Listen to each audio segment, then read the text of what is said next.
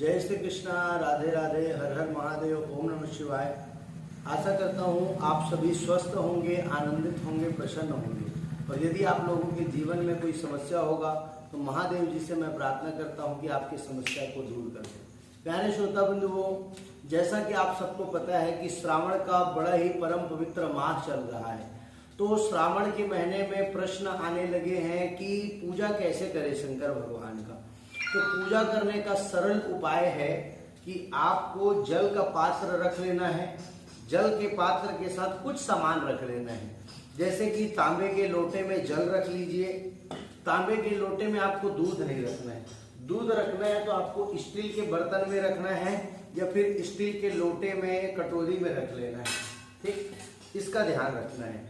तांबे के लोटे से आपको जल से स्नान कराना है 4 बार। 1 2 3 4, चारों बार कोई भी चीज का आपको स्नान कराना है तो आपके मन में क्या चलना चाहिए? ओम नमः शिवाय, नमः शिवाय, नमः शिवाय, श्री शिवाय नमः, श्री शिवाय नमः, शिवाय नमः, शिवाय नमः, या फिर श्री शिवाय नमस्तुभ्यम, ये मंत्र चलना चाहिए। जल चढ़ाना है आपको। उसके बाद आप दूध चढ़ाइए, दही चढ़ाइए, घी चढ़ाइए, शक्कर चढ़ाइए, शहद चढ़ाइए और पंचामृत चढ़ाइए। आप फ्रूट, फल का भी जूस ले सकते हैं, नारियल का पानी ले सकते हैं स्नान कराने के लिए शंकर भगवान को। गन्ने का जो रस आता है, गन्ने के रस से भी आप स्नान करा सकते हैं, बहुत फायदा होगा गन्ने के रस से भी स्नान कराए तो। और आप चाहें तो आता है कुशा, कुशा आता है जो कुश बोलते हैं। कुशा को पानी में भिगा देना है और भिगा करके 2 घंटे बाद निकाल करके उससे स्नान कराएंगे तो पितृ देवताओं को शांति मिलती है और आपको पितृ दोष से मुक्ति मिलता है। गिलोय, गिलोय हम लोग कोरोना काल में बहुत सब लोग पिए हैं, गिलोय को जाने। गिलोय के रस से स्नान कराने से रोग समाप्ति होता है, रोग दोष समाप्त होता है, इसका बड़ा फायदा है। उसके बाद आप शुद्ध जल से स्नान कराइए।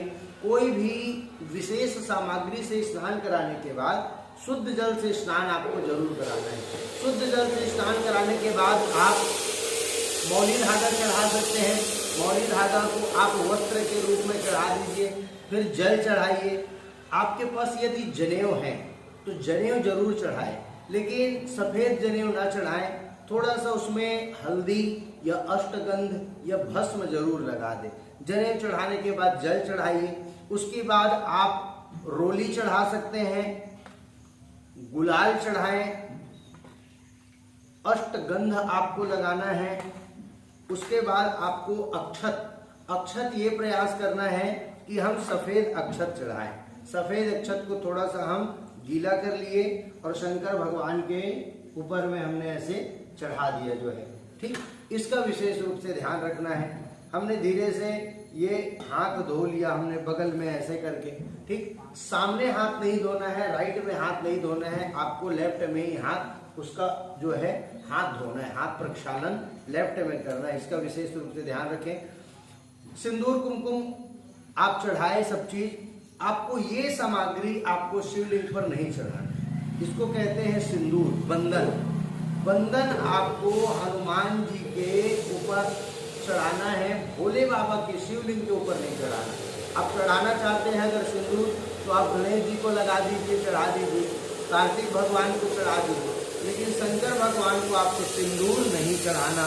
गंधम कुमकुम, सिंदूर कुमकुम चढ़ाने के बाद आपको इत्र चढ़ाना है। इत्र चढ़ाने का सबका अपना अपना नियम है। आप इत्र को रुई में ले सकते हैं, रुई में लेकर के चढ़ा सकते हैं। रुई नहीं है आपके पास तो फूल में ले सकते हैं। फूल में ले लिए, फूल में लेकर चढ़ा दिए। अगर नहीं है तो हाथ में लेकर के लगा दिए। इत्र जरूर चढ़ाएं, इत्र बहुत भगवान को प्रिय है, इत्र चढ़ाएं। इत्र किसका हो? इत्र यदि सफेद गुलाब का हो, मोंगरे का हो तो बहुत ज्यादा फायदा करेगा। ये भगवान भोलेनाथ को बहुत प्रिय है। गंधाक्षत पुष्प कुमकुम चढ़ाने के बाद, अक्षत चढ़ाने के बाद पुष्प इत्यादि आपको चढ़ाना है। और दूबी, दूबी तो बहुत जरूरी है, दूबी जरूर चढ़ाएं। हरा घास जिसको कहते हैं दूबी, दूबी चढ़ाएं। सफेद फूल, सफेद फूल आप रख लें। सफेद फूल ना मिले तो कनेर का कोई भी फूल चढ़ा सकते हैं, पीला है, गुलाबी है, इसमें भी सफेद फूल आते हैं। कनेर में कनेर का फूल चढ़ा सकते हैं, जैसे सफेद कनेर का ये फूल है तो सफेद कनेर का फूल चढ़ा सकते हैं। ये मोंगरे का फूल है, मोंगरे का फूल बहुत ज्यादा प्रिय है भोलेनाथ को, मोंगरे का फूल चढ़ाएं। बेल का पत्र तो अत्यंत प्रिय है और बहुत लाभदायक है, बेल का पत्र चढ़ाएं। बेल के पत्र में ये जो डंठल है, इस डंठल को तोड़ देना है आपको। कैसे तोड़ना है बोले, इसको नाखून से नहीं तोड़ना है, इसको घुमाना है, आपको घुमाना है, घुमा करके तोड़ना है, फेंक दीजिए इसको, ये टूट गया। उसके बाद इसको चढ़ाना है ऐसे, ये ऐसे ही चढ़ाना है। कुछ लोग इसको ऐसे चढ़ा देते हैं जैसे ये खिलता है, पेड़ में ऐसे खिलता है, तो ऐसे नहीं चढ़ाना, बल्कि ऐसे आपको उल्टा चढ़ाना है। ठीक, ये भोले बाबा में हमने इसको चढ़ा दिया। ये सब प्रिय पुष्प हैं, सब लाल फूल है।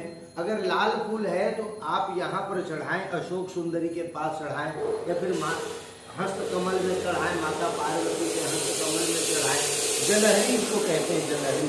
तो जलहरी में ही सिंदूर, जलहरी में ही लाल फूल विशेष रूप से चढ़ाना है, इसका विशेष रूप से ध्यान रखें। भोलेनाथ का पूजा करें तो इन दोनों उंगलियों का उपयोग ना करें, ये तर्जनी है और ये कनिष्ठिका है। इंडेक्स फिंगर और लिटिल फिंगर का उपयोग पूजा पाठ में नहीं होता, इसलिए कोई भी पूजा पाठ करे तो जलहरी को, जब श्रृंगी को पकड़ेंगे तो श्रृंगी को किस प्रकार से पकड़े विशेष रूप से। और स्नान चंदन कुमकुम लगाना है तो अनामिका उंगली से ही लगाना है। त्रिपुंड अवश्य लगाएं। ओम नमः शिवाय का मंत्र उच्चारण करते रहना है। धूप दिखा सकते हैं, धूप दिखाएं। अगरबत्ती का उपयोग हम लोग नहीं करते हैं, अगरबत्ती नहीं जलाना चाहिए, धूप दिखाएं, धूप दीप दिखाएं, आरती करें बढ़िया। यहाँ पर हमने कपूर रखा है, कपूर से आप पूजा कर सकते हैं, आरती कर सकते हैं। कपूर का स्नान भी करा सकते हैं, हमने ऐसे जल में डाल दिया और कपूर से स्नान कराया, इसका बहुत ज़्यादा फायदा है, इसका विशेष रूप से ध्यान रखें। शंख पुष्पी का फूल अगर आपको मिलता है तो ठीक, नहीं मिलता तो सामान्य रूप से फूल इत्यादि चढ़ाएं।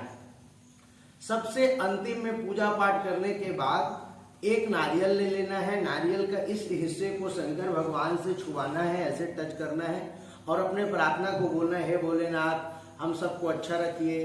पंडित जी लोग जब पूजा करें अपने यजमान के लिए तो प्रार्थना करें कि हमारे यजमान का कल्याण करें, यजमान को अच्छा रखें, स्वस्थ रखें, धन धान्य की वृद्धि हो। और इसको स्पर्श करने के बाद यहाँ पर नहीं रखना है कि जलाए में रख दिए या यहाँ रख दिए, यहाँ रख दिए।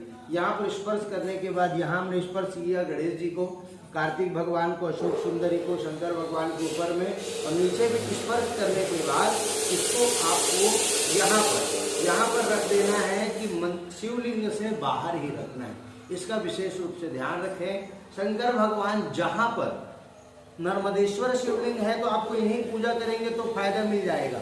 अगर आप कोई भी अन्य शिवलिंग का पूजा कर रहे हैं तो नंदी का भी पूजा करें, शिव परिवार का भी पूजा करें, इसका विशेष रूप से ध्यान रखें। जय श्री कृष्णा, जय श्री राम, हर हर महादेव, ओम नमः शिवाय। भगवान आपका कल्याण करे।